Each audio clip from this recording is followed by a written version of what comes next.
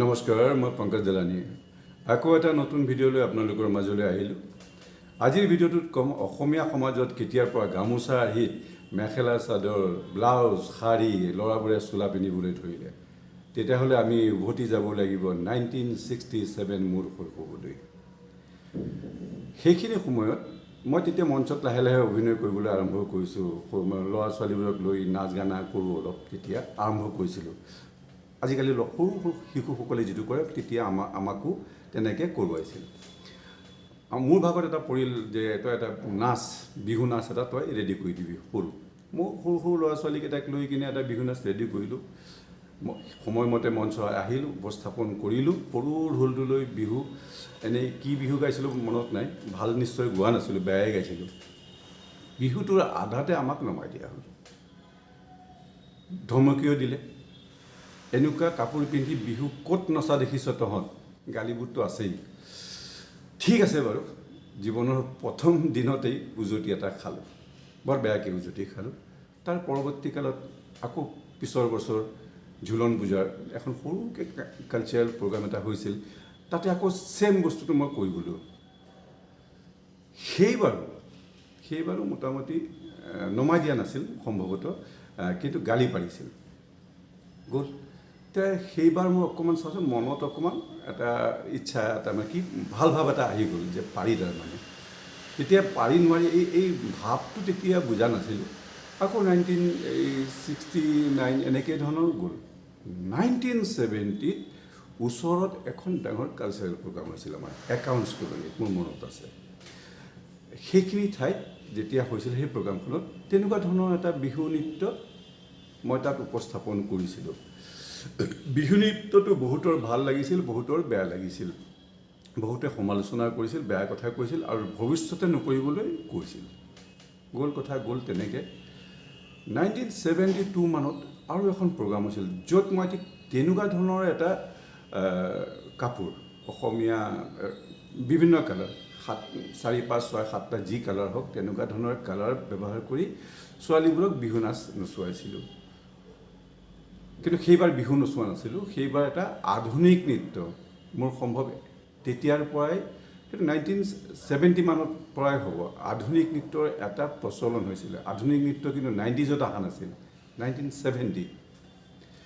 তেতিয়া 1970 মানত আমাৰ এটা আধুনিক নৃত্য। তেতিয়া আমাৰ হেৰি আছিল, তেতিয়া কেছেটো নাছিল, তেতিয়া সময়ত ৰেকৰ্ড আছিল। ৰেকৰ্ডত গানটো লগাই আমি নাচিছিলোঁ। আৰু ট্ৰেকৰ জীৱনত আপোনালোকে মনত ৰাখক, ট্ৰেকৰ কথাটো পিছত ক'ম বাৰু। সেই তেতিয়াৰ পৰা আৰম্ভ হৈছিল সেই অনুষ্ঠানটো। কিন্তু সেই গানটো কিন্তু তেতিয়া দৰ্শকে বৰ ভাল পালে, কাৰণ সেইটো বিহু হয় যদিও বিহুটো মানে চলি আছিল বেকগ্ৰাউণ্ডত, আৰু ল'ৰা ছোৱালীয়ে নাপায়। মোৰ জীৱনলৈ এটা ছাকচেছ আহিল। ঠিক তেনেকৈ এই অনুষ্ঠানবোৰ হ'ব দিলে। মইতো বিহু নাচিব নাজানো না, সেই প্ৰথম সৰুতেই যি নাচিছিলোঁ, তাৰপিছত আৰু বিহু নাজানো। কিন্তু মই কোঅৰ্ডিনেট কৰিছিলোঁ, প্ৰগ্ৰামটো ডিজাইন কৰিছিলোঁ। সদায় তেনেকৈ কৰি কৰি গৈ মোৰ জীৱনলৈ ভাল সুযোগ এটা আহিল। 1974 ডাঙৰ অনুষ্ঠান এটা হৈছিল। তেতিয়া ৰেকৰ্ডখন লগাই দি তেনেকৈ বিহু দি কিছুমান ছোৱালী ল'ৰাৰ দ্বাৰা প্ৰগ্ৰামটো কৰোৱা হৈছিল, আৰু সেইটো ছাকচেছ হৈছিল। গৈ গৈ গৈ গৈ তেতিয়া মোৰ মনত এটা বস্তু সদায় লাগিছিল, ছোৱালীখিনিকতো বৰ ভাল লাগে, তেওঁলোকে বৰ ধুনীয়াকৈ মুগাৰ সাজযোৰ পিন্ধি আহে, গলত, হাতে গলে, কাণে, মূৰে, ফুলে ইমান ধুনীয়া হৈ থাকে, মানে সুন্দৰী। মই ভাবোঁ পৃথিৱীত তেওঁলোকতকৈ সুন্দৰী সেইখিনি সময়ত কোনো নাই, ইমান ধুনীয়া। কিন্তু ল'ৰাবোৰক বৰ মোৰ ভাল নালাগিছিল। এই গেঞ্জি এটা পিন্ধিব, বগা গেঞ্জি এটা পিন্ধিব, ধুতি এখন পিন্ধিব, কঁকালত গামোচা, মূৰত গামোচা, কিবা মোৰ ভাল লগা নাছিল এই কথাটো। তেতিয়া মই চেষ্টা কৰিছোঁ যে ল'ৰাসকলৰ মাজত কিবা এটা আনিব পাৰি নেকি। তেতিয়া মোৰ এটা চেষ্টা হৈছিল যে মই ল'ৰাসকলৰ কিবা এটা কালাৰ সিহঁতৰ মাজত আনিম নেকি। মোৰ জীৱনলৈ আৰু এটা সুযোগ আহিল। 1978 অসমৰ ইতিহাসত প্ৰথমখন কালাৰফুল বিহুতলী, মালিগাঁও চাৰিআলি বিহুতলী। আচলতে এতিয়া বিহুতলী নাছিল, সেইখন বিহু সন্মিলনী নাছিল, সেইখন বহাগী বিদায়, 1978। সেই 1978ত মোৰ জীৱনত এটা সুযোগ আহিল।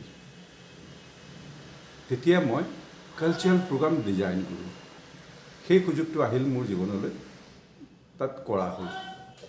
তেতিয়া মই গুৱাহাটীৰ এটা বিহু হুঁচৰি দলক কৈছিলোঁ যে আপোনালোকে এনেকুৱা নকৰে কিয়, এই ল'ৰাকেইটাক মোৰ ভাল নালাগে, ছোৱালীখিনি বৰ সুন্দৰী, ইমান ধুনীয়াকৈ সাজি কাচি আহে, মোৰ ভীষণ ভাল লাগে, আপোনাৰ ল'ৰাকেইটাক কিয় নকৰে? কৈছে নহয় নহয় নহয়, এইটো বিহু পৰম্পৰাৰ বাহিৰত, আমি তেনেকুৱা কৰিব নোৱাৰোঁ। সেই বছৰটো গ'ল। 1979ত মোৰ আৰু এখন বিহুত মোক কমপ্লিটলি প্ৰগ্ৰাম ডিজাইনৰ কথা কাম কৰিবলৈ দিলে। সেইবাৰ সেই বিহু দলটো তাত প্ৰগ্ৰাম বিচাৰি আহিছিল। মই ক'লোঁ আপোনালোকে তেনেকুৱা এটা কৰিব কৰক, যে ল'ৰাৰ ড্ৰেছটো চেঞ্জ কৰক। তেওঁলোকে ক'লে এইটো বেয়া কথা হ'ব। মই ক'লোঁ আমাৰ প্ৰগ্ৰামটোত কৰক না, আমাৰ প্ৰগ্ৰামটোত কৰক, বেলেগত আপোনালোকে এনেকুৱা মানে বগা গেঞ্জি আৰু সেইটোকে পিন্ধি তেনেকৈ আপোনালোকে যাব, কিন্তু আমাৰ প্ৰগ্ৰামটোত কৰক। 1979ৰ সেই প্ৰগ্ৰামটো তেওঁলোকে কৰিছিল, কিন্তু মানুহে অলপ ভাল পোৱা নাছিল। প্ৰগ্ৰামৰ পিছত কৈছিল যে এইটো বিহু ড্ৰেছ নহ'লে এইটো বেয়া কথা হ'ল। গ'ল আল্টিমেটলি তেওঁলোকক যেতিয়া ফুল পে'মেণ্টটো পালে তেওঁলোকৰো মনটো ভাল লাগিল। তেওঁলোকক ক'লোঁ যে এইবাৰ অকণমান সামান্য অলপ তাক আকৌ চেঞ্জ আনি অলপ কালাৰ কৰি দিয়ক। এইবাৰ আপোনালোকে বগাৰ ওপৰত কালাৰটো কৰিছে, এইবাৰ কালাৰ এটা কৰক। সেয়া 1980, এইটো অসমীয়া ইতিহাসত মানে মোৰ ইতিহাসত এটা বৰ স্মৰণীয় দিন। সেই বিহুৱা দলটোৱে ঠিক আমাৰ সুগায়ক, অসম সন্তান,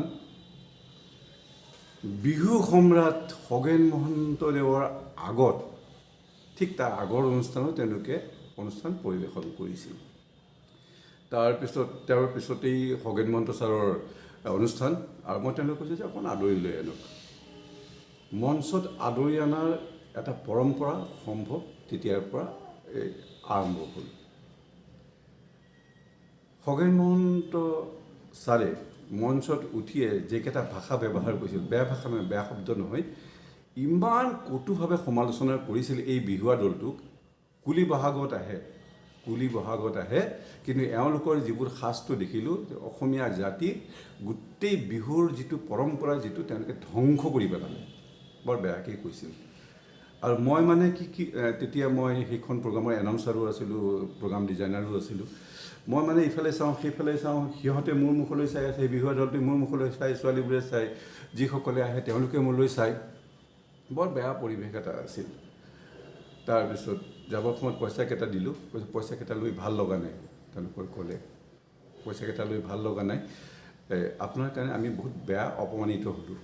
ছাৰে আমাক বহুত বেয়াকৈ ক'লে, খগেন মহন্ত ছাৰে বহুত বেয়াকৈ ক'লে। সেই দলটো আছিল অসমৰ এটা সাংস্কৃতিক জগতৰ মানে বহুত নামধাৰী দল। তেওঁলোকে বনত বহুত দুখ লৈ গ'লগৈ। যি হ'ল গ'ল। মোৰ স্বভাৱটো কিন্তু নগ'ল, স্বভাৱটো থাকিয়ে গ'ল। তাৰপিছত আকৌ আহিল পৰৱৰ্তী কালত। মই ক'লোঁ নাই, তেনেকুৱাই কিবা এটা কৰিব লাগিব, নহ'লে এইটো নহ'ব। তাই কেইটামান বিহু দলে কিন্তু আমাৰ অনুষ্ঠান পৰিৱেশন কৰিবলৈ অমান্তিক হ'ল, কৈছে নাই আমি তেনেকুৱা এটা কৰিব নোৱাৰোঁ। আৰু আমি যোৱাবাৰ দেখিছিলোঁ নাই আপোনালোকৰ সেই খগেন মহন্ত ছাৰে কি কৈছিল, আমি নকৰোঁ। নকৰিলে, কিন্তু বেলেগ কেইটামানে কৰি দিলে। তেওঁলোকে সন্মুখৰখিনি মুগা, পিছৰখিনি ক'লা, ঠিক আছে, আৰু গামোচাখন বান্ধিলে।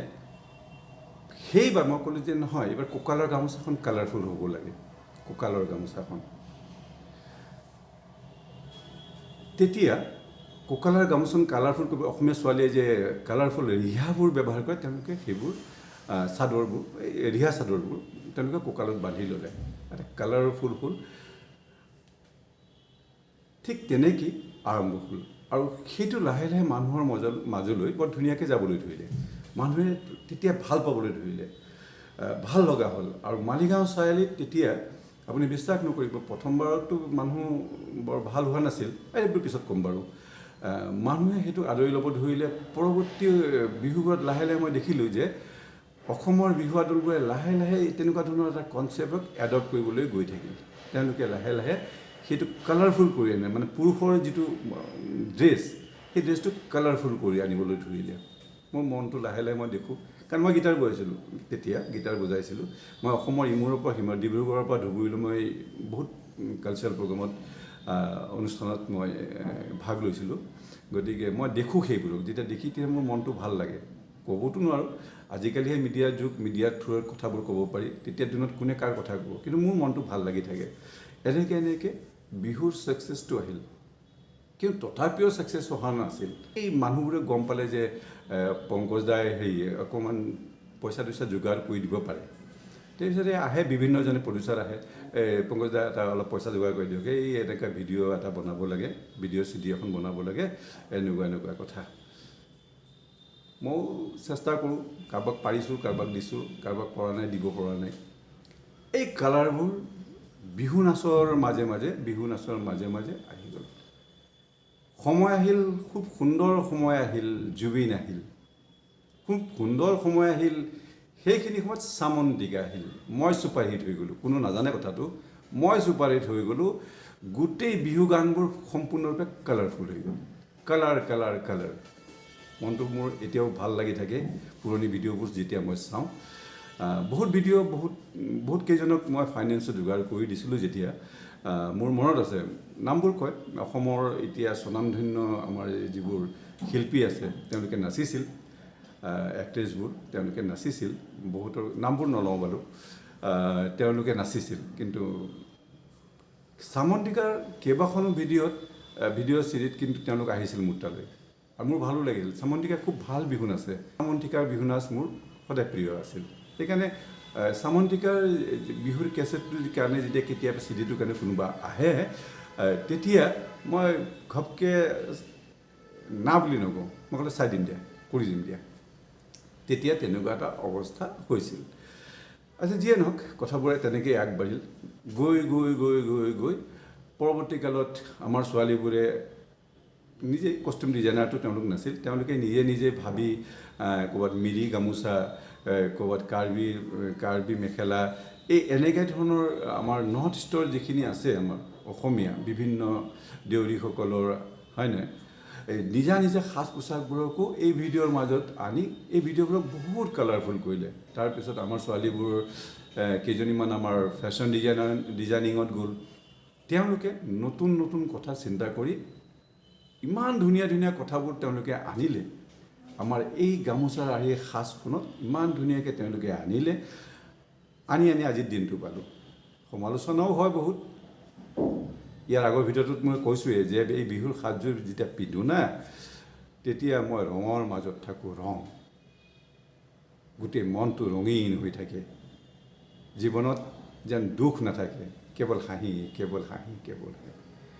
মনটো কেৱল হাঁহিৰে যেন ৰঙৰ মাজেৰে যেন মই জীৱনটো কটাই থাকিম খুব ভাল লাগে এই ভিডিঅ'বোৰ যেতিয়া মই চাওঁ আজিকালিৰ বিভিন্ন খুব আগশাৰীৰ অভিনেত্ৰীসকলেও নাচে আমাৰ সাধাৰণ অভিনেত্ৰীবোৰো নাচে নতুনকৈ উঠি অহা প্ৰজন্মৰ অভিনেতাসকলেও নাচে মনটো ভাল লাগে যে আপোনালোকে যি ভাষাতে কয় সেইটো মই ভাল ফলৰ গছ ৰুইছিলোঁ বুলিয়ে কওক বা বি গুটি ৰুইছিলোঁ বুলিয়ে কওক সেইটো আপোনালোকৰ কথা কিন্তু মই চেষ্টা কৰিছিলোঁ আজি মই ক'ব নোৱাৰোঁ যে মই সফল হ'লোঁ নে বিফল হ'লোঁ নাজানো কিন্তু মোৰ এটা কনচেপ্ট আজি অসমত চলে মোৰ এই কথাটো জানি ভাল লাগে হয়তো এই এনেকুৱা ধৰণৰ কনচেপ্ট এটা মোৰ আগতেও কোনোবাই কৰিব পাৰে মই নকওঁ যে মই প্ৰথম ব্যক্তিজন হয়তো কৰিছিল তেওঁৰ কথাও কোনো নাজানে যদি কোনোবাই কৰিছিল এটা ভিডিঅ' বনাব তেওঁৰ লিংকটো মোৰ ওচৰত দিব মই তেওঁকো ধন্যবাদ দিম যে আমি মিলি এই কামটো কৰিছিলোঁ দুজনে যদি 2জন 10জনে যদি কৰিছিলোঁ 10জন আমি এজনে সিজনক প্ৰশংসা নিশ্চয় কৰিম ধন্যবাদ নিশ্চয় জনাম আগৰ ভিডিঅ'লৈ আকৌ আহিম নতুন কথালৈ অসমীয়া গামোচা অসমীয়াৰ বিহু মঞ্চ কওক আজিলৈ এৰিলোঁ সকলো ভালে থাকিব জয় মা কামাখ্যা জয় অসম বিহুৰ শুভেচ্ছা থাকিল সকলোকে